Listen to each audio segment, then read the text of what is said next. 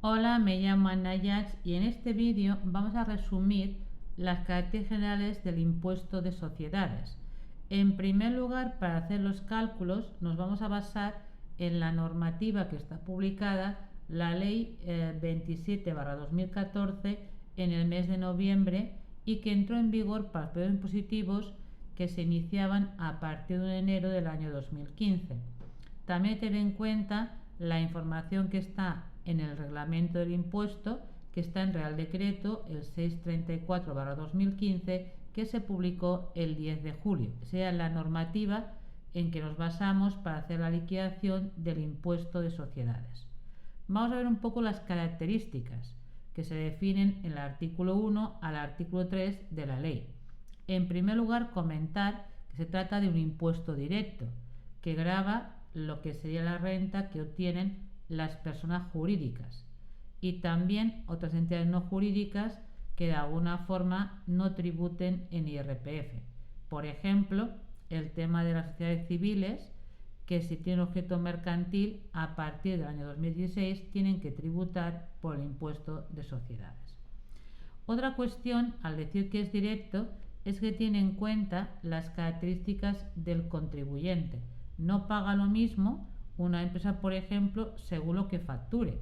Si la facturación es menor actualmente a 1.000.000 de euros, por ejemplo, el tipo impositivo es del 23%. O si factura más de 10 millones o menos, tiene una serie de ventajas fiscales o no, a nivel de amortizaciones, a nivel de reducir la base imponible, o bien, por ejemplo, en las deducciones no es igual que la compañía invierta en I+D, contrate a gente con discapacidad o no. Por tanto, en definitiva, la manera de ver cómo queda grabada la renta también depende de qué tipo de operaciones haga el contribuyente y también en qué zonas geográficas opere la empresa. A la hora de decir el tipo de impuesto, qué periodo abarca, el máximo es el periodo anual, que coincida o no coincida con el año natural. Pero hay empresas que cuando se constituyen, evidentemente la información contable que incluye a lo mejor son solamente de 6 meses o 3 meses, pero nunca puede superar el periodo anual. Luego, a nivel de tipo impositivo, es un porcentaje proporcional que afecta a todas las rentas. No es progresivo, es decir, o tributará un 15 o un 23 o un 25 o un 30, pero no es que a más renta hay diferentes tipos de gravamen, como ocurre por ejemplo en IRPF. A la hora de ver si a nivel del territorio español se exige igual, cuidado porque tenemos que el País Vasco y Navarra tienen competencia en la normativa de recaudación y también en la normativa del impuesto de sociedades, que tiene el concierto económico. Luego, por lo tanto, hay que tener en cuenta las operaciones en qué territorio dentro del Estado español se desarrolla, si en el País Vasco, si en Navarra, en territorio común, o también, aunque no tengan concierto económico, el que operemos con Canarias o las Islas Baleares, hay un régimen especial que tiene sus ventajas fiscales. O también en Ceuta y Melilla se dan determinado tipo de bonificaciones. Por lo tanto, no hay uniformidad a nivel de decir, oiga, depende donde nos instalemos, puede ser que haya diferencias en la tributación. A continuación, os comento que si una compañía opera en territorio foral y a nivel estatal, la duda que se le plantea es dónde declaro el IS, en ambos territorios, en uno solo, y qué normativa tengo que aplicar, la estatal o la foral. Aquí la clave va a estar, tanto si es País Vasco como si es Navarra en la actualidad, en fijarnos cuál es la cifra neta de facturación del ejercicio anterior, si excede o no a los 10 millones. Si no llega a los 10 millones, igual o menor, la clave está siempre en el domicilio fiscal. Donde tenga el domicilio fiscal, ahí presenta declaración única por todas sus rentas y aplica la normativa de donde tenga el domicilio fiscal. Me explico. Si estamos domiciliados a nivel fiscal en Navarra o en Guipúzcoa o en Vizcaya o en Álava, pues presentaríamos exclusivamente la declaración en dicha diputación foral y aplicaríamos la normativa foral. por todas operaciones, las que obtenemos a nivel floral o las que obtenemos a nivel estatal. Si en cambio tengo un domicilio fiscal en lo que es en el resto del estado, ¿vale?, se presentaría ahí la declaración única por el 100% y aplicaríamos normativa estatal.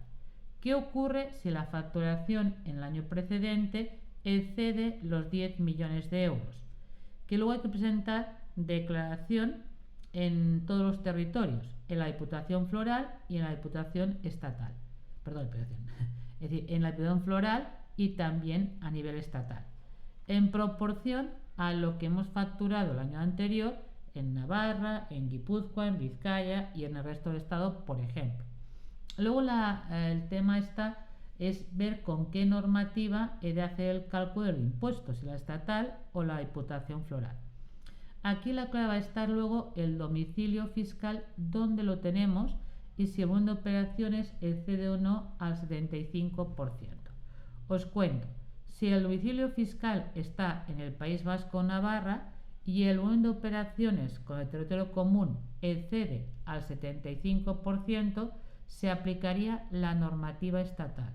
En caso contrario, si no llega al 75%, se aplicaría la normativa foral. Si el domicilio fiscal está en territorio común, es lo que hay que mirar es si con la Diputación Foral el volumen de operaciones excede el 75%. Si es así, se aplica normativa foral. En caso contrario, la normativa estatal. Vamos a ver una serie de ejemplos. Primero, vamos a proponer una compañía que tiene el domicilio fiscal en Navarra y que el año anterior la facturación es de 8 millones de euros. Como no excede a los 10 millones, manda siempre el domicilio fiscal, que al estar en Navarra, declaración única en Navarra por toda renta que obtiene y aplicaría la normativa foral. Vamos a ver otro ejemplo. Tenemos ahí que el domicilio fiscal lo tiene en Vizcaya, País Vasco, y el año precedente la facturación es de 15 millones. Como excede los 10 millones y también opera en territorio común, presentará declaración estatal y presentará declaración en Vizcaya, en proporción al volumen de rentas que obtuvo el año pasado. 12 millones en relación con 15 millones, el 80% de operaciones se están realizando en territorio común. Pues bueno, precisamente por ese motivo, luego al analizar lo que sería la normativa, como está en domicilio fiscal en el País Vasco, pero las operaciones realizadas en territorio común exceden el 75%, aplicaría la normativa estatal. Vamos a ver otro ejemplo. Tenemos ahora que tengo domicilio fiscal en Pamplona y que el año anterior facturó 30 millones.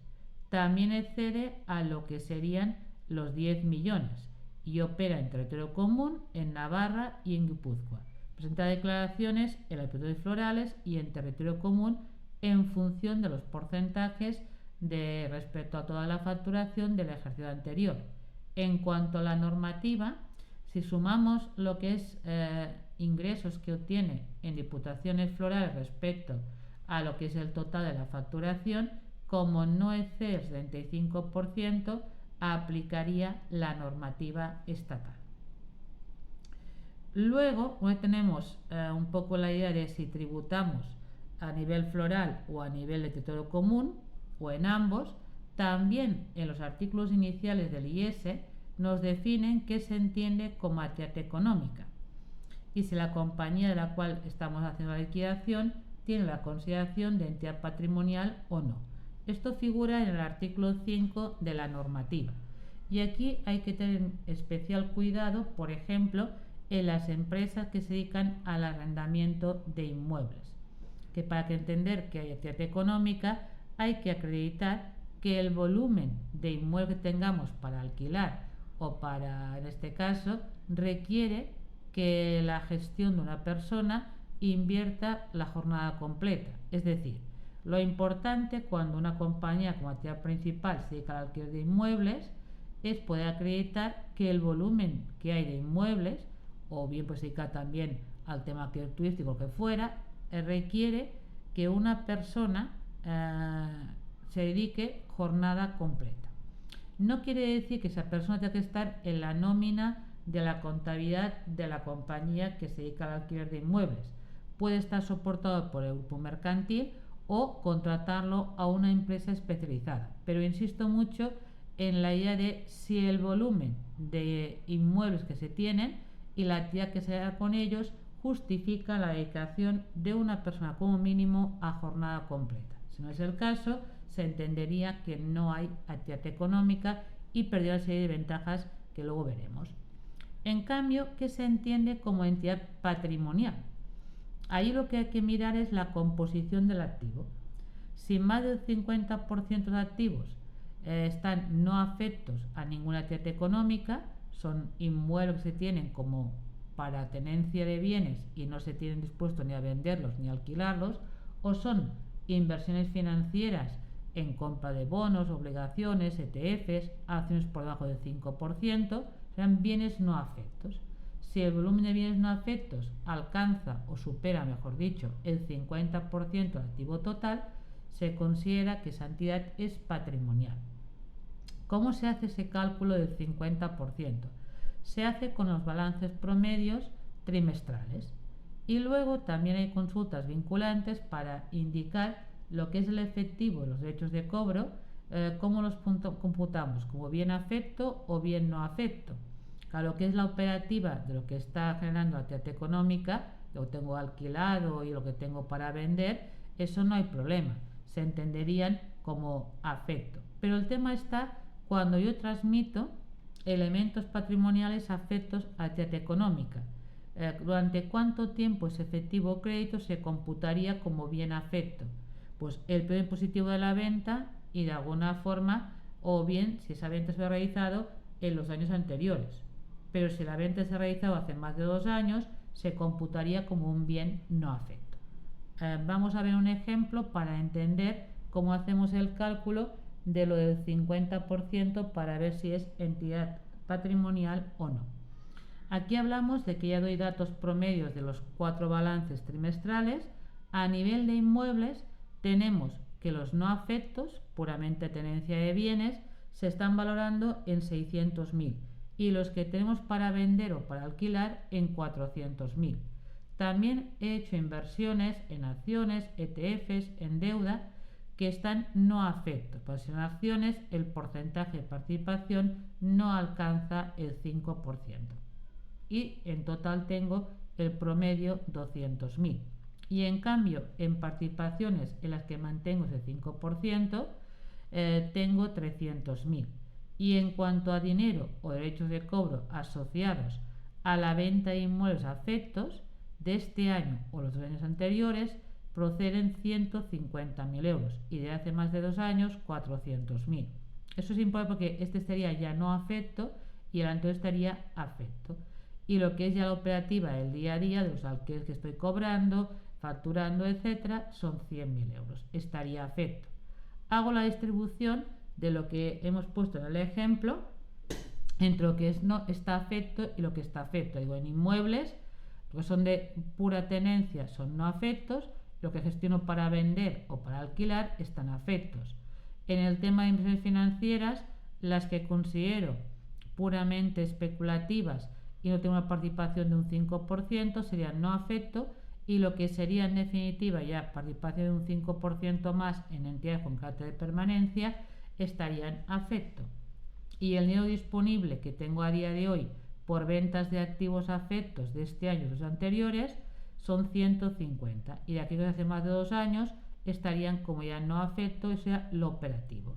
Claro, teniendo esto ordenado y sumando lo que está afecto y no afecto, tenemos que en total el activo suma 2.150.000, entre el 1.200.000 y los 950.000. La mitad de ese promedio sería 1.075.000 y como podemos ver, lo que no está afecto excede a este importe, con lo cual esa compañía es una entidad patrimonial. ¿Cuál es la consecuencia de si hago una actividad inmobiliaria o tengo una entidad patrimonial? El tema inmobiliario es que el tipo de volumen del negocio inmobiliario no requiere una persona dedicada a jornada completa, o si es una entidad patrimonial, ¿Cuál es la consecuencia? No quiere decir que desde el punto de vista fiscal hay un régimen especial, sino que tengo una serie de limitaciones a la hora de calcular el impuesto. Por ejemplo, una importante es que este tipo de empresas no pueden tributar al 15% aunque sea nueva creación. Directamente acaban tributando al 25%. Luego tampoco se pueden acoger a las ventajas fiscales de reducida dimensión, aunque facturen por debajo de 10 millones. Ni pueden acogerse al tema de tenencia de valores extranjeros. Por lo tanto, hay un par de reglas especiales que ellas no pueden optar. Luego también estaría que cuando yo venda esa participación y obtenga una plusvalía, la parte de la renta exenta del 95% está limitado a lo que serían los beneficios de la compañía patrimonial que durante mi tiempo como tenencia de la participación no se han repartido. Y que en definitiva he de acreditar que la parte que está exenta fueran reservas en la compañía patrimonial que no he repartido a los socios y además se correspondieran a mi periodo de tenencia. Otra limitación sería en la compensación de las BINs. Si compro una participación con control de entidad patrimonial y las BINs se generan anteriormente y yo no tenía una participación previa del 25%, esas BINs no las puedo aplicar, las pierdo. Es un poco tener en cuenta esas cuestiones si tenemos que la empresa es puramente una entidad patrimonial. Luego, en el artículo 7, nos da la lista de quién es contribuyente del impuesto a sociedades. Evidentemente, incluye las entidades con propiedad jurídica.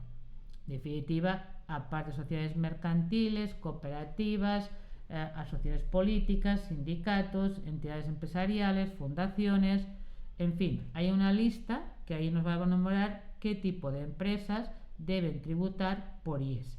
Y además añade otro tipo de entidades que aunque no tengan propiedad jurídica, pues son los fondos de inversión, los de capital riesgo, fondos de pensiones, también están incluidos como contribuyentes del impuesto de sociedades. Como digo yo, en definitiva sería los que tengan persona jurídica y deben presentar, luego si están exentos o no, declaración en principio del IES. Dicho de otra forma, es más fácil decir quién no va a tributar por IES. Aquí sería, por ejemplo, las cuentas en participación. Es un contrato privado, ¿vale? Y por lo tanto, cada uno de los partícipes tributa su porcentaje de beneficios que obtienen en el negocio en común. La comunidad de bienes pasa lo mismo. Cada comunero del negocio de bien en común va a tributar en IRPF su participación o las herencias yacentes. O también las sociedades civiles que no tengan objeto mercantil, por ejemplo, de profesionales. Luego cada uno, en la introducción de rentas, va a tributar lo suyo.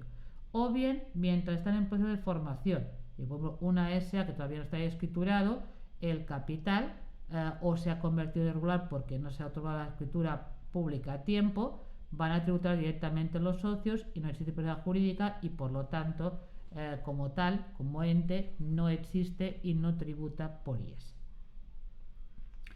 ¿Qué más? Luego está el concepto de entidad residente. Es decir, cuando entendemos que una compañía es residente en territorio español. Eso lo define el artículo 8, con que cumpla a unos requisitos. Que la empresa haya constituido de acuerdo a la normativa española. Que tenga su domicilio social en dicho territorio. O que tenga aquí la sede efectiva de la dirección de la compañía.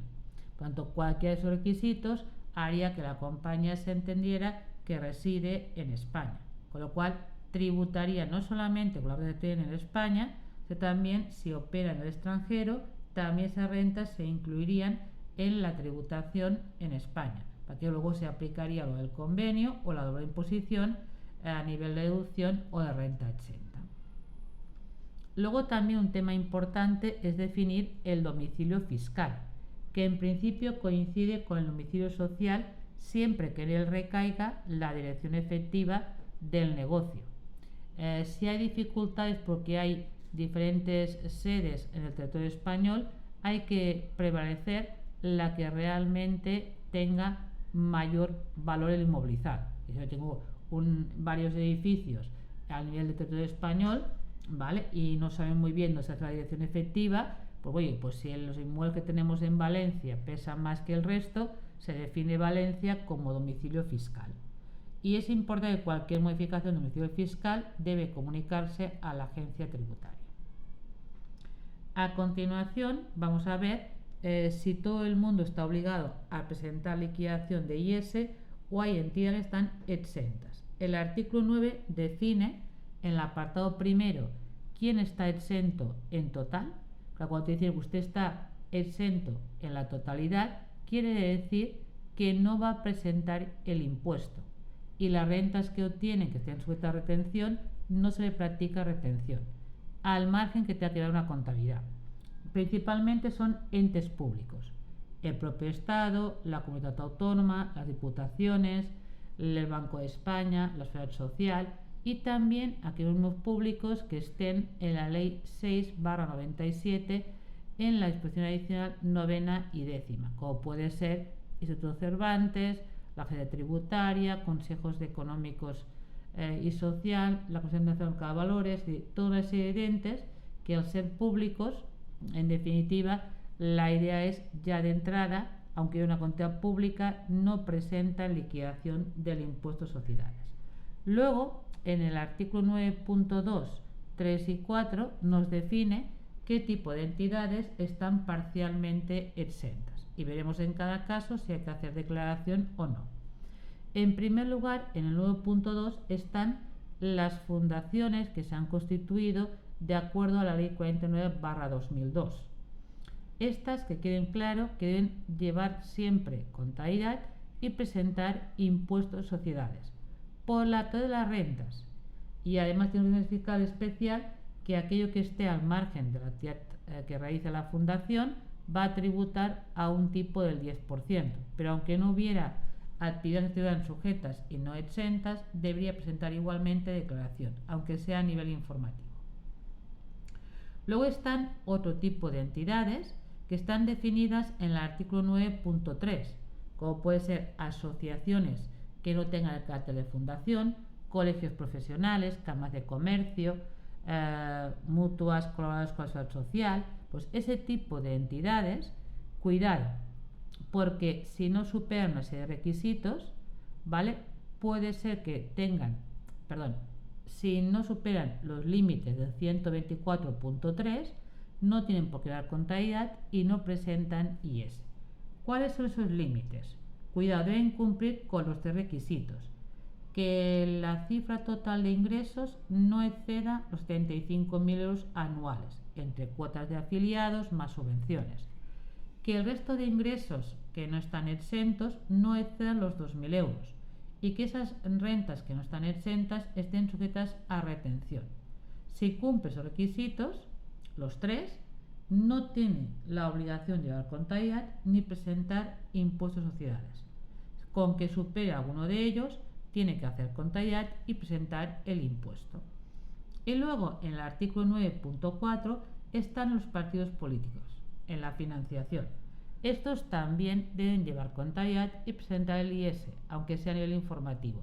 Y la parte de actividades económicas que tengan que tributar, tributan al tipo del 25%.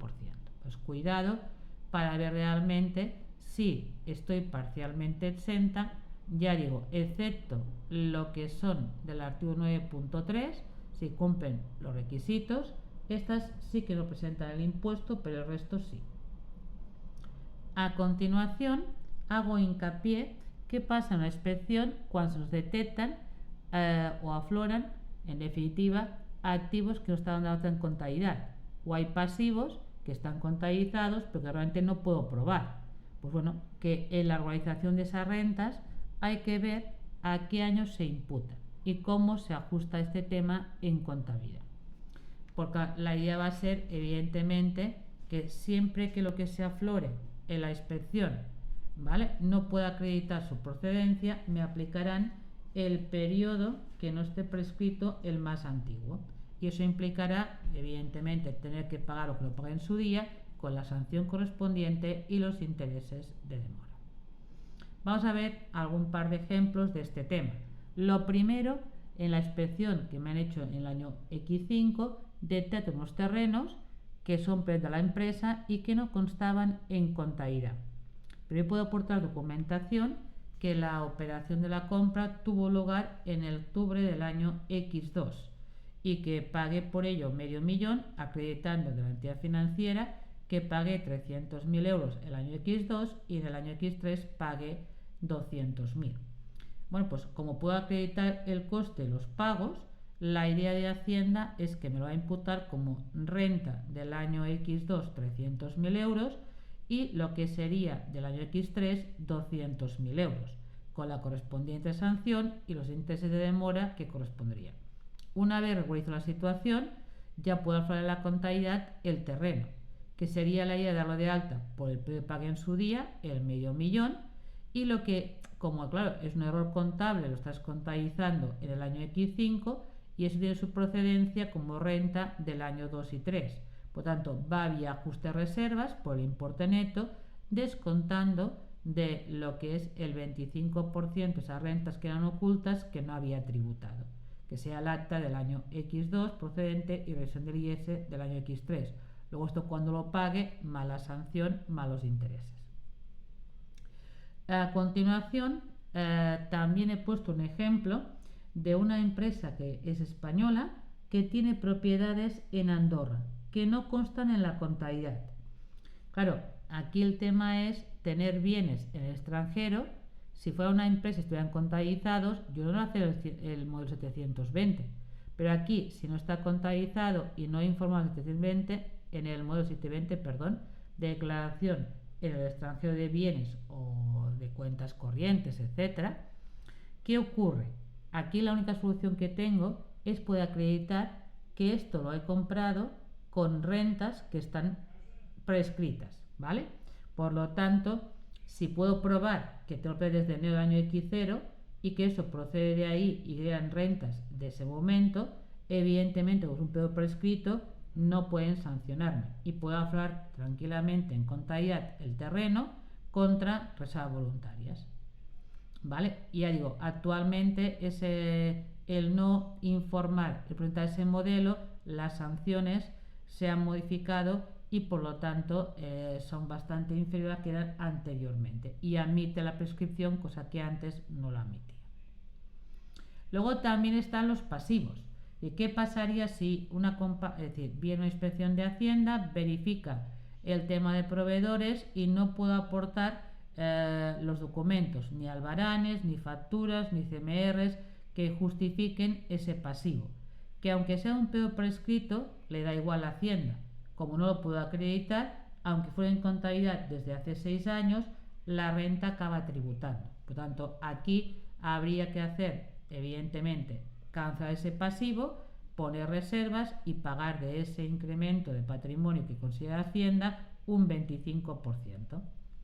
¿Vale? Y te lo aplicaría al periodo, en definitiva, más antiguo que no esté prescrito, de alguna forma, y aparte hay la sanción y el interés de demora correspondiente.